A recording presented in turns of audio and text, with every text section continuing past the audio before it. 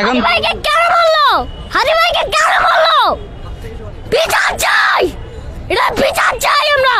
আমরা আজকে হাদি ভাইয়ের খুনির বিচারের দাবিতে শাহবাগে আসছিলাম আন্দোলন করার জন্য। এটা হচ্ছে শহীদ হাদি চত্বর। তো এখানে এসে আমরা বাবা এবং ছেলেকে পাইছি। এই যে বাবা ছেলেও আন্দোলন করার জন্য আসছে এখানে। এখন এইটুকু বাচ্চা ও হাদি ভাই সম্পর্কে কি বুঝে? তুমি এখানে আসছো কেন? আমি আজকে হাদি ভাইয়ের বিচার চাওয়ার জন্য আসছি। তুমি হাদি ভাইকে চিনো? চিনি। সে কি? সে একটা মুসলিম, সে একটা মাটি, সে একটা বাংলাদেশের জন্য সব কিছু করতে পারে। এই দেশের জন্য কোটি কোটি মানুষ আসতে পারে। এই পাওয়ারফুল কেন আসবে? এখন হাদি ভাইকে কেন বললো? হাদি ভাইকে কেন বললো? বিচার চাই, এটা বিচার চাই আমরা।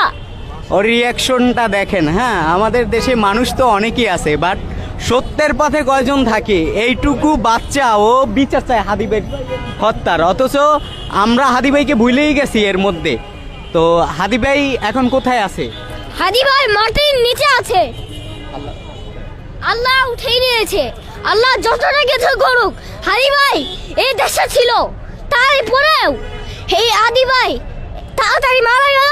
এর আল্লাহ ওনাকে পাঠিয়েছিল, এত তাড়াতাড়ি উপরে চলে গেল, তাও কোনো কিছু নেই, খুনির কোনো খবর নেই। নারায়ে তাকবীর! নারায়ে তাকবীর! নারায়ে তাকবীর! আল্লাহু আকবার! নারায়ে তাকবীর! আল্লাহু আকবার! নারায়ে তাকবীর! আল্লাহু আকবার! নারায়ে তাকবীর! আল্লাহু আকবার। হাদি হত্যার বিচার চাই। হাদি হত্যার বিচার চাই। এই সারা বাংলাদেশের জন্য বিচার চাই। যারা হাদি হত্যার বিচার করতে চায় না, উপর পর্যায়ে আছে, তাদেরকে তুমি কি বলতে চাও? আমি বলতে চাই, এই সারা বাংলাদেশের মানুষ হাদি ভাইয়ের জন্য পরিশ্রম করেছে। হাদি ভাই এই মিশাল করেছে।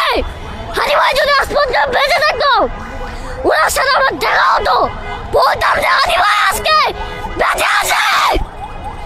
একটা কথা আছে না, তাকবীর! আল্লাহু আকবার! নারায়ে তাকবীর!